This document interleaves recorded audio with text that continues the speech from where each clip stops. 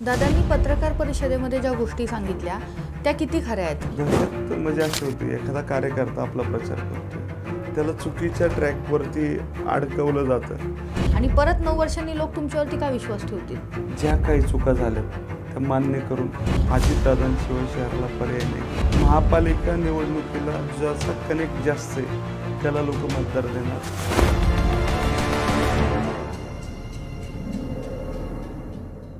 काही महिन्यांपूर्वीची एक घटना आहे. पिंपरी चिंचवडच्या बाहेर राहणाऱ्या लोकांना कदाचित अतिशयोक्ती वाटेल, पण माझ्या स्वतःसोबत ती घडली आहे. नाशिक फाट्यावरून नाशिककडे जाण्यासाठी मी सकाळी 6:30 वाजता प्रवासाला सुरुवात केली.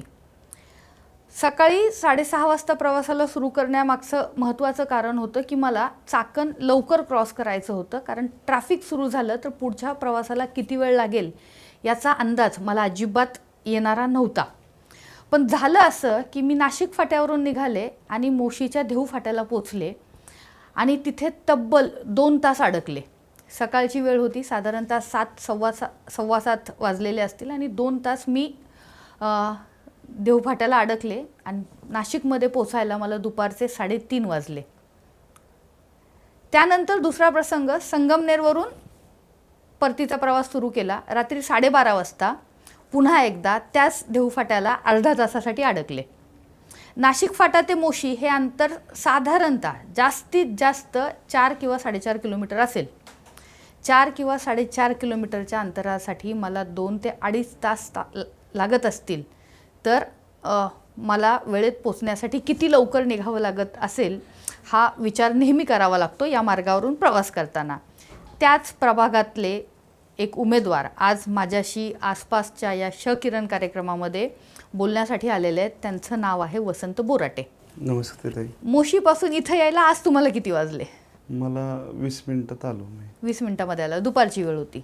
बरोबर. हे संध्याकाळच्या वेळेमध्ये जर तुम्हाला इथे यायचं असेल किंवा सकाळी 9-10च्या वेळेमध्ये इथे यायचं असेल तर किती वेळ लागतो? आता आम्हाला मधला बायपास रोड आहे, तर त्या रस्त्यावरतून आम्ही लवकर येतो. परंतु जी लोक नाशिक फाट्यावरनं भोसरी मार्गे चाकण इंडस्ट्रीयलला जॉबला जातात त्यांच्यासाठी अतिशय अवघड परिस्थिती. त्यांचं कुठलंही टाईम शेड्यूल मॅच होत नाही. पण आम्ही गेल्या अनेक दिवसापासून साधारण 3 महिन्यापूर्वी अजितदादांनी पुणे नाशिक महामार्गावरती व्हिजिट केली आणि त्या भागातली परिस्थिती जाणून घेतली.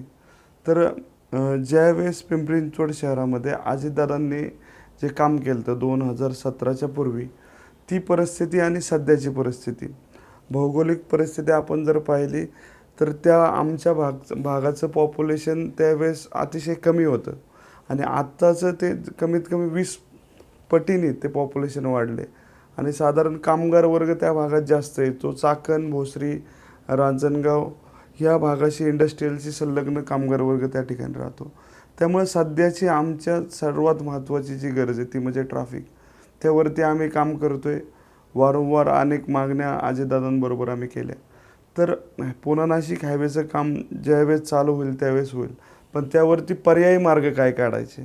तर आम्ही ही चर्चा केल्यानंतर दादांशी चर्चा झाली. तर मागच्या 2 महिन्यापूर्वीच रिव्हर रेसिडेन्सी ते कुरुळे हद्दीपर्यंत म्हणजे PMRD आणि PCMC यांची कॉलॅबरेशनमध्ये 18 मीटरच्या रस्त्यावरती ब्रिजचं काम मंजूर केलं आहे आणि ते मंजूर केलं असताना की त्या भागात 50 कोटी कन्सल्टन्सीसाठी सुद्धा तो निधी अजितदादांनी मंजूर करून घेतला आहे.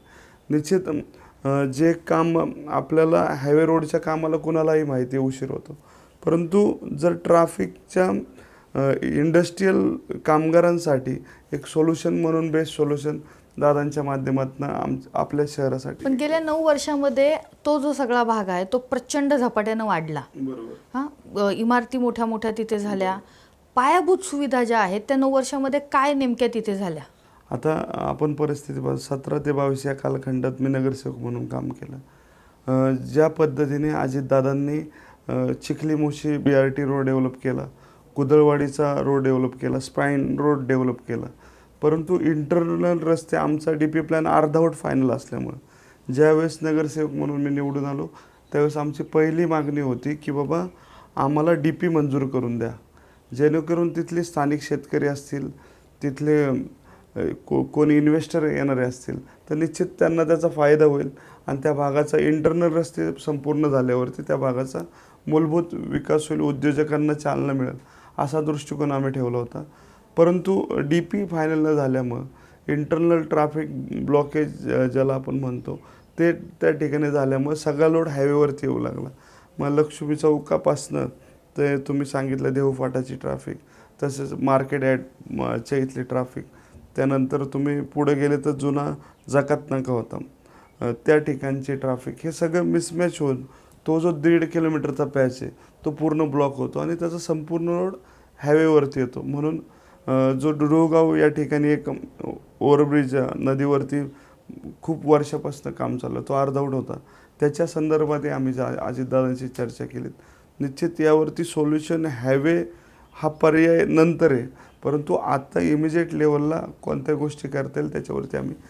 पण मग गेल्या 5 वर्षामध्ये ज्यांची ह्या महापालिकेमध्ये सत्ता होती, नंतर प्रशासकीय कारकीर्द होती, त्यावेळेस तुम्ही ह्या गोष्टींचा पाठपुरावा केला का?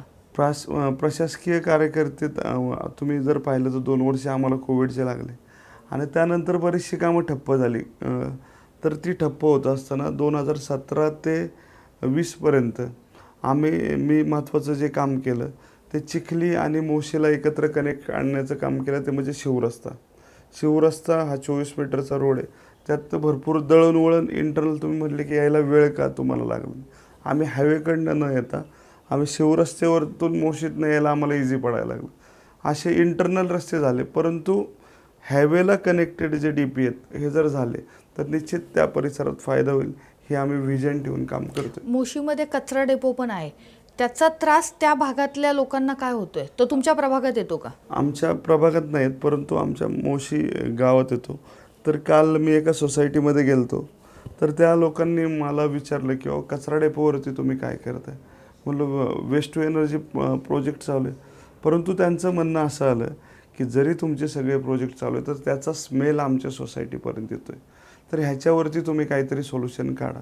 निश्चित आता प्रशासकीय कार्यकाल चालू असल्यामुळं त्या ठिकाणी आम्हाला काय बोलता येत नाही, पण अजितदादांच्या माध्यमातून तिथं काही चुकीचं काम चाललं असेल तर त्याला दुरुस्त करून ट्रॅकवरती आणणं हे आमचं काम आहे, तर त्यावरती आम्ही काम करतो. दादांनी पत्रकार परिषदेमध्ये ज्या गोष्टी सांगितल्या त्या किती खऱ्या आहेत? म्हणजे दहशतीचा मुद्दा असेल, कुदळवाडीतला मुद्दा असेल, त्या नेमकं काय आहे त्याच्यामध्ये? दहशत म्हणजे अशी होती, एखादा कार्यकर्ता आपला प्रचार करतोय, त्याला चुकीच्या ट्रॅकवरती अडकवलं जातं. आता माझा एक भाऊ आहे, तर तो एका सोसायटीत प्रचाराला गेला, त्या ठिकाणी पण त्याला चुकीच्या गोष्टी सांगून प्रशासकीय यंत्रणा वापरून त्याचा त्रास होतोय. तर आम्ही ती चर्चा दादांशी केली, तर संबंधित PI PSI ACP ह्या लोकांशी सरांशी बोलायला दादांना सांगितले. तर बाबा जे रितसर आहे ते करा, जेणेकरून सर्वसामान्य जनतेला त्याचा त्रास होणार नाही. AB फॉर्मच्या संदर्भामध्ये काय झालं होतं? राहुल जाधव हे जे माजी महापौर आहेत, तर काय नेमकं ते AB फॉर्म ॲक्च्युली आम्ही 4 जण उमेदवारांनी AB फॉर्म भरले. AB फॉर्म भरत असताना आमच्या समोर त्यांचे AB फॉर्म कलेक्ट केले आणि ज्या वेळेस ते आम्ही तिथले CCTV फुटेज मागितले की ज्या गटात त्यांनी AB फॉर्म भरले होते ते नंतर बदलले गेले. ते निश्चित हा पार्ट समजा त्यांना माझ्या विरोधात लढायचं नसेल, हे नसेल, परंतु त्यांनी जर काम केलं असतं तर माझ्या विरोधात लढले असते. काहीतरी त्यांच्याकडे त्रुटी असतील त्यामुळे त्यांनी गट बदलला. परंतु विशाल आहेरसारखा कणखर युवा कार्यकर्ता आमच्याबरोबर आहे, त्यांनी तळागाळातल्या लोकांच्या समस्येची त्यांना जाण आहे. त्यामुळे निश्चित आमच्या पॅनलला विशाल भाऊ सारखं नेतृत्व मिळेल आणि ते नगरसेवक. पण मग या निवडणुका या वातावरणामध्ये व्यवस्थित, म्हणजे ज्याला आपण हेल्दी हे म्हणतो, त्यामध्ये पार पडतील का? हो, 100% पार पडतील. आता काय होतं, जर जेवढा तुम्ही एखाद्या व्यक्तीला त्रास देणार तो तेवढाच हॅमरिंग होऊन त्या पटीत पळणार. आत्ताची परिस्थिती तरुण कार्यकर्त्यांची मेंटॅलिटी वेगळी आहे. पूर्वी सहन करायची शक्ती प्रत्येकात होती, पण आता ती सहनशीलता प्रत्येकामध्ये नाही राहिलेली. आपण कुठलीही एक गोष्ट जेव्हा घडत असते किंवा एक माहोल असतो, त्या माहोलमध्ये काही एक अंडर करंट असतात, तर ते अंडर करंट काय अनुभवायला मिळतात, लोकांच्या काय प्रतिक्रिया येतात? आता तुम्हाला एक सांगतो, कुलकर्णी म्हणून एक सोसायटी धारक आहे, आम्ही त्यांना भेटलो, तर त्यांचं म्हणणं असं आहे की बाबा वसंत भाऊ, तुम्ही जी कामं केली इथली. त्यांनी कंप्लेंट माझ्याकडे भरपूर केलं, तर ती तुम्ही एकही काम आमचं ठेवलं नाही. म्हणजे असं महापालिका निवडणुकीला ज्याचा कनेक्ट जास्त आहे त्याला लोक मतदार देणार. आणि विशेषतः अजितदादांवरती संपूर्ण शहराचा एक वेगळा विश्वास तयार झालेला आहे. लोकसभेला लोकांचं वेगळं माइंड असेल, विधानसभेला वेगळं, पण महापालिका ही अजितदादांच्या हातात पाहिजे असं लोकांचं. पण असं सगळं म्हणजे हे शहर अजितदादांनी वसवलं किंवा ह्याचा विकास त्यांनी केला हे कुणी नाकारत नाहीये. नाही कोणी. आणि तसं असताना सुद्धा 2017ला तुमच्या हातातून सत्ता गेली आणि परत 9 वर्षांनी लोक तुमच्यावरती का विश्वास ठेवतील? आता लोकांचं म्हणणं असं येतं आहे की ज्या काही चुका झाल्यात त्या मान्य करून अजितदादांशिवाय शहराला पर्याय नाही, हे वाक्य लोकांच्या मनातलं. आणि मला बोलण्यातून पण काल सोसायटी धारकांमध्ये सर्वात जास्त अंडरकरंट आहे. जी लोक समजत आहेत की बाबा हे भाजपचं वोटिंग आहे, ते भाजपचं वोटिंग नसून ते सोसायटी धारक हे अजितदादांना मानणारा खूप मोठा वर्ग आमच्या परिसरामध्ये आहे. कुठले प्रमुख मुद्दे तुम्हाला आणखीन वाटतात की जे तुमच्या प्रचारामध्ये आहेत? आमच्या भागामध्ये अनेक चेन स्नॅकिंगचे प्रकार घडले. त्यानंतर त्यामुळं आम्ही एक विचार केला की त्या भागात आम्हाला प्रत्येक 100-150 मीटरवरती CCTV कव्हरेज पाहिजे. ज्या सोसायटी असेल, प्रत्येक गल्ली असेल, ती कव्हर करून त्या महिलेला कुठल्याही प्रकारचा त्रास नाही झाला पाहिजे. आणि ह्याचा ॲक्सेस आम्ही पोलीस स्टेशनला देऊन त्या भागातल्या चेन स्नॅकिंग असेल, महिला सुरक्षा असेल, ह्याच्यावरती तोडगा काढू. दडपशाहीच्या वरती मी परत तुम्हाला विचारते, काय परिस्थिती आहे? अजित पवार पण बोलले, त्याच्यावरती उत्तर अजित पवारांना मिळालीत का नाही मिळाली हे तुम्ही बघितलं असेल. काय घडलंय नेमकं? आता मुळात अजितदादा जे बोलतात ते रास्त बोलत आहेत. आणि जर एखादा नेता कुठला तरी प्रूफ ठेवून बोलत असतो, त्यामुळं त्यांच्याकडे उत्तर द्यायलाच काय नाही आहे. त्यामुळे त्यांच्या मोठ्या नेत्यांना ही वाक्य बोलावं लागतात. दडपशाहीचं राजकारण त्यांना करावं लागतं. हा खरं तर फरक पिंपरी चिंचवड शहराला दिसून येतो आहे. त्यामुळे निश्चित दादांचं नेतृत्व हे शहराला मान्य आहे. कुणी काही बोलून गेलं तरी तुम्ही प्रत्येक प्रभागातला मला एक कार्यकर्ता फोन करतो आहे. खरं तर एकंदरीत आनंदित म्हणजे जो राष्ट्रवादीचा जो लोकांचा सपोर्ट आहे राष्ट्रवादी पक्षासाठी, तो खूप मोठ्या प्रमाणावरती वाढत चालला आहे. तो लोकांनी म्हणजे पिंपरी चिंचवड शहरासाठी कोण पाहिजे, तर फक्त अजितदादा पवार ही भूमिका लोकांच्या मनात बसायला लागल्यामुळं खरं तर शहराचं वातावरण राष्ट्रवादीमुळे होऊ लागलेलं आहे. शहराचं वातावरण बदलतंय असं म्हणतायत, पण प्रचारामध्ये कशा पद्धतीने हे सगळे उमेदवार प्रश्नांना सोबत घेऊन प्रश्नांवरती भिडतायत, हा सगळ्यात महत्त्वाचा मुद्दा जो आहे तो असणार आहे. ट्रॅफिक आणि पाणी ह्या शहरातल्या खूप महत्त्वाच्या आणि मोठ्या समस्या आहेत. त्या समस्या दूर करणं हे मोठं आव्हान या सगळ्या उमेदवारांसमोर असणार आहे. अशा पद्धतीनं शहरातल्या वेगवेगळ्या भागातले प्रश्न, त्या पाठीमागचं राजकारण आपण समजून घेणार आहोत. त्यासाठी तुम्ही पाहत राहा आसपास.